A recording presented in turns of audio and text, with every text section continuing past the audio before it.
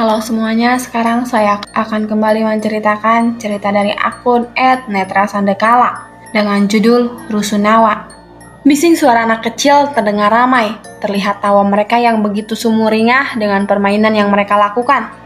Suasana sore hari di Taman Rusunawa itu memang sering digunakan sebagai tempat berkumpul bagi ibu-ibu muda maupun yang sudah paruh baya. Selain mengawasi anak-anak, taman itu juga mereka jadikan sebagai ruang untuk bergosip ria. Tidak terkecuali dengan Ani yang baru menempati rusun tersebut selama 1 bulan. Dia dan suaminya mendapatkan unit di lantai 4. Lelah memang ketika dia harus naik turun jika sedang ada keperluan, karena di Rusunawa tersebut tidak disediakan lift. Maklum, tempat itu memang ditujukan untuk keluarga yang kurang mampu. Rusunawa tersebut berada di pinggiran kota.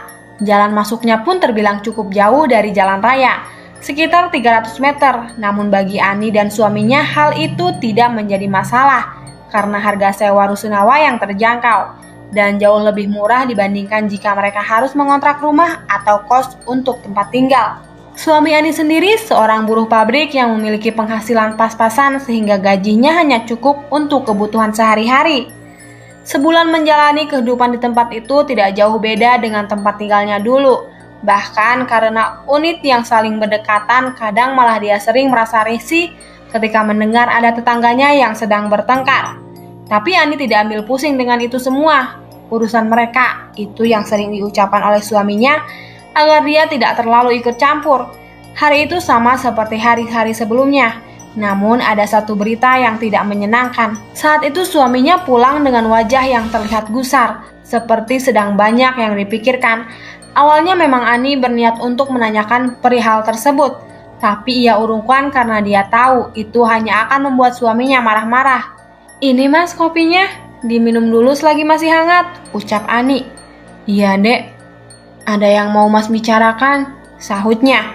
Dengan penuh perhatian, Ani menunggu apa yang ingin dibicarakan sampai suaminya begitu terlihat cemas.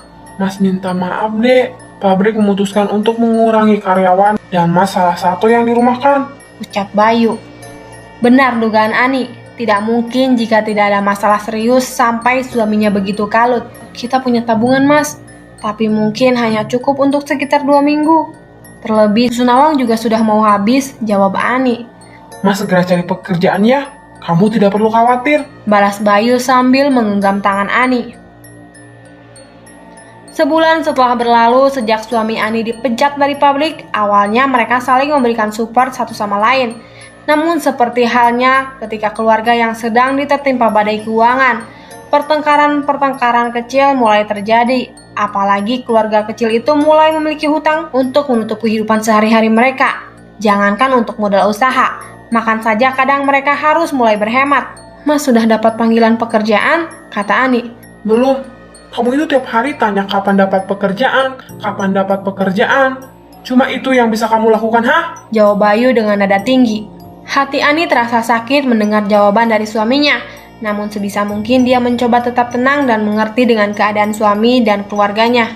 "Kalau mas izinkan, boleh Ani ikut kerja dengan Mbak Nana? Dia orang lantai 2, punya usaha bikin kue dan Ani ditawari untuk membantunya.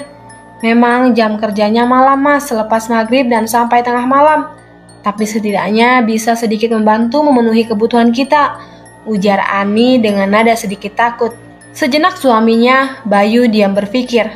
"Tapi setelah aku dapat pekerjaan, kamu tidak boleh bekerja lagi.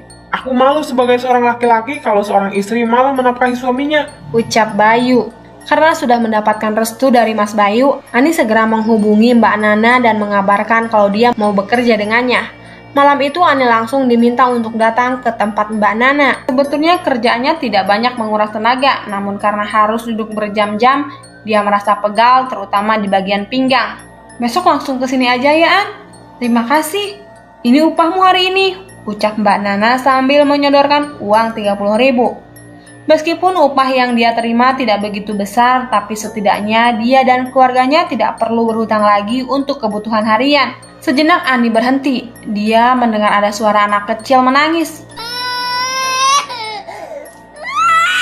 Tapi anak siapa? Jam sudah menunjukkan pukul 11 malam, dan sepertinya juga tidak ada unit yang terbuka pintunya. Merinding. Ani bergegas untuk segera naik menuju lantai 4 agar bisa mandi dan beristirahat. Sekali lagi, Ani mendengar suara tangisan. Celingukan mencari sumber suara, tapi tidak ada satu orang anak pun yang dia lihat. Assalamualaikum, salam Ani. Ternyata malam itu suaminya belum tidur, bahkan pintu unitnya tidak sepenuhnya ditutup. Kamu bersih-bersih sebelum masuk kamar. Sudah kubuatkan teh panas. Suruh Bayu. Tanpa diminta 2 kali, Ani segera menuju kamar mandi untuk membersihkan diri. Mas, tadi sewaktu aku pulang dari Mbak Nana, aku dengar ada anak kecil yang menangis. Tapi anehnya setelah ku cari tidak ada siapapun. Cerita Ani kepada Bayu sambil merengkuh suaminya. Ah, mungkin kamu salah dengar, Dek. Atau mungkin salah seorang anak yang tinggal di dekat situ. Jawab Bayu sambil membelai rambut Ani.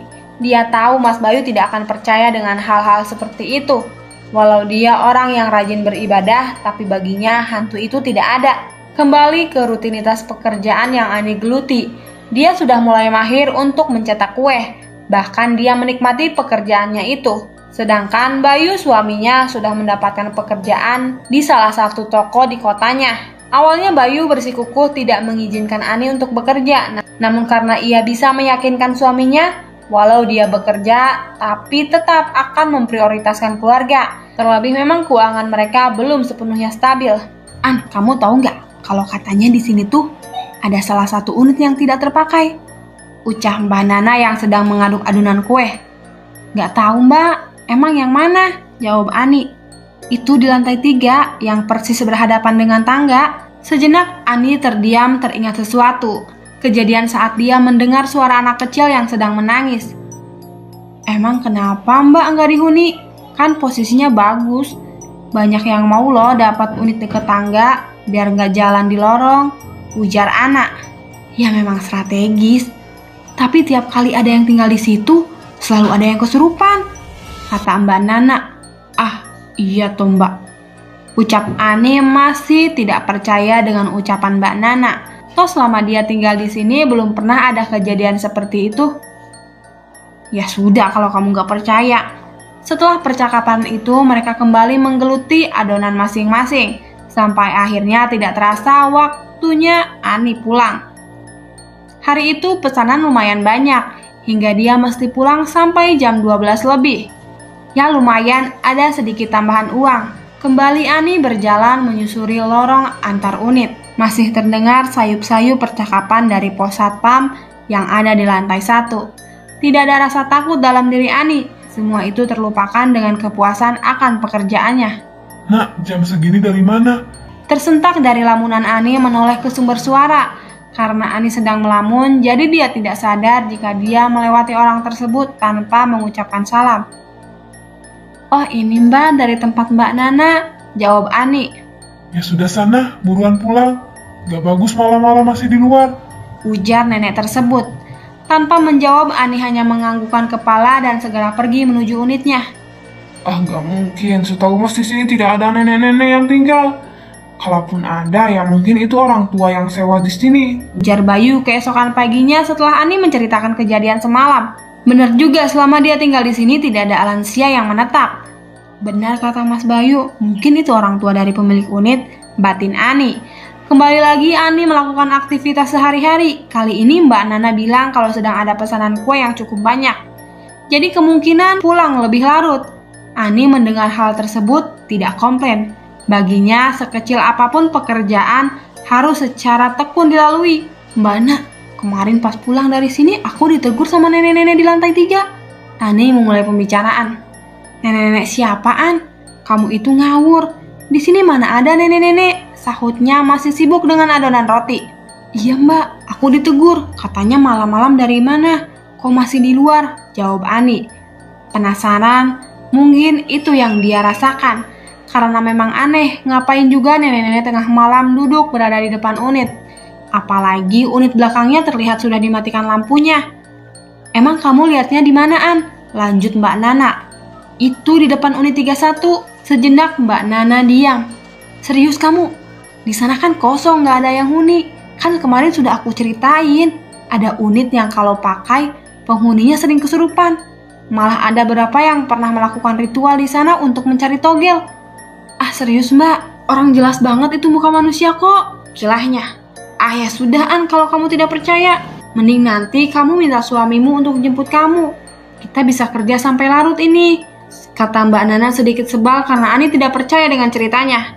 Di sisi lain, Ani sedikit galau. Mana mungkin Mas Bayu dia minta untuk menjemputnya di sini. Toh juga dekat.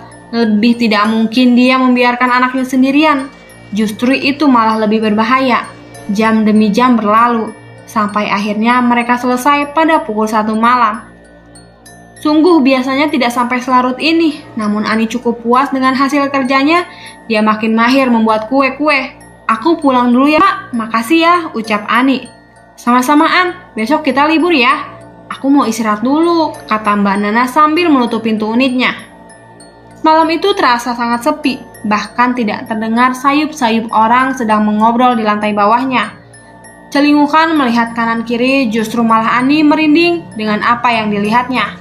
Meski lampu-lampu lorong menyala, tapi ada kesan mistis di sana.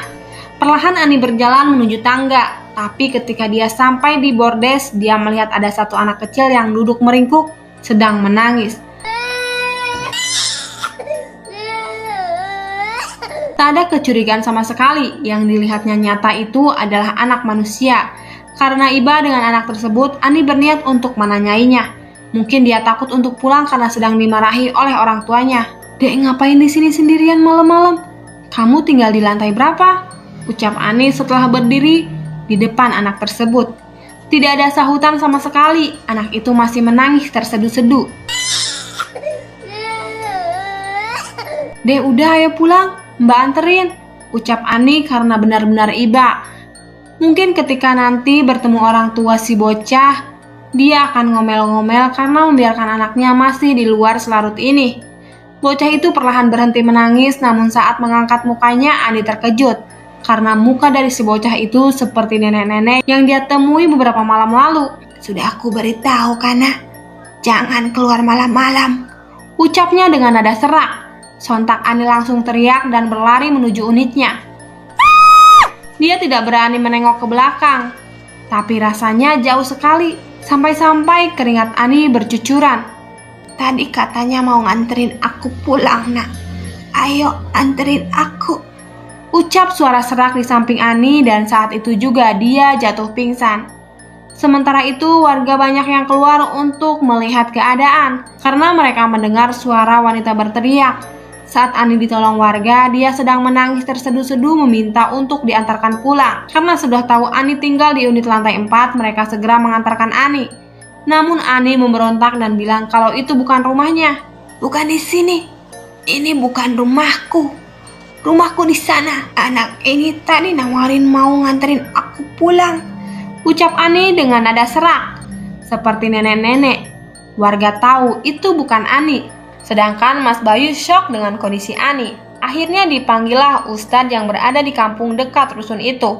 Setelah didoakan, sosok tersebut keluar dari tubuh Ani. Dia tidak ingat dengan apa yang dilakukannya. Yang dia tahu ia sedang berlari.